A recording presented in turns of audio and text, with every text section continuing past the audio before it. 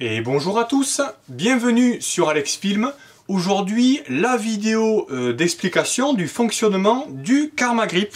Ici, vous avez le Karma Grip de chez GoPro, avec la GoPro Hero 5 Black qui est déjà fixée ici sur le Karma Grip.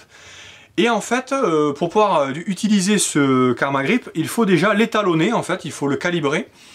Et du coup, en fait, le principe est très simple. Avant l'utilisation, une fois que vous avez connecté votre GoPro sur le Karma Grip, vous vous mettez sur le rebord d'une table, donc une table plane, hein, très plate. Vraiment, il faut que ça soit le plus plat possible. Et bien sûr, au niveau du sol, hein, il faut que le sol soit également plat. Et une fois que vous avez fait ça, vous mettez ça, le Karma Grip sur le rebord de votre table. Et vous appuyez en fait sur l'espèce de petit cadenas en fait. Vous appuyez jusqu'à que la mise en œuvre se fasse. Donc vous attendez en fait qu'il y ait un bip. Et là nous avons la calibration qui commence. Donc à ce moment-là en fait vous ne devez pas bouger. Vous devez rester fixe et de laisser continuer en fait la calibration. En général ça prend entre 30 et 40 secondes. Suivant voilà l'étalonnage. Et une fois que l'étalonnage sera fini, il y aura un double bip en fait tout simplement. Donc là il faut attendre, il faut surtout pas bouger. Alors, le mécanisme, là, on voit il est en train de travailler, là, on voit que ça tremble un peu aussi, je vois, sur le manche. On voit ça tourne un peu, ouais. Voilà, on a entendu les bips qui montrent que la calibration est terminée. Donc là, on peut utiliser maintenant le manche, il n'y a pas de souci. Là, on voit la caméra est calibrée. Alors, bien sûr, il faudra penser également à la mettre à jour, hein, parce qu'il y a des mises à jour qui ont paru en fait sur Internet, parce qu'en fait, la caméra, elle perdait l'horizon. C'est-à-dire que là, on est vraiment à l'horizon, hein, on est vraiment à l'horizontale hein, finalement.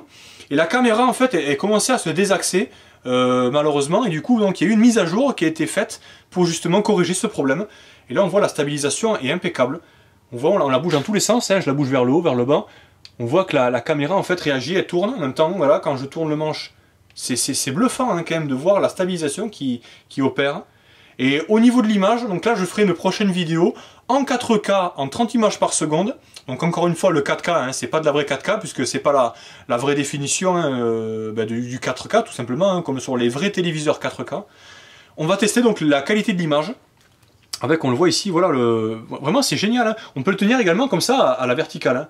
On peut le tenir le manche comme ça à la verticale, on le met là à l'horizontale, ça bouge pas, hein. C'est vraiment propre.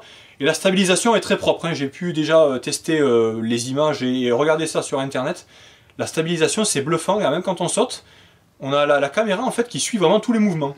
Donc voilà, prochaine vidéo de cette GoPro dans les prochains jours avec voilà, la définition et le résultat de l'image, avec également le son, hein, le son du micro pour voir si le micro fonctionne très bien, s'il n'est pas trop faible ou pas trop fort. Voilà, merci à tous d'avoir visionné cette vidéo, je vous dis à très bientôt pour de nouvelles vidéos. Salut à tous!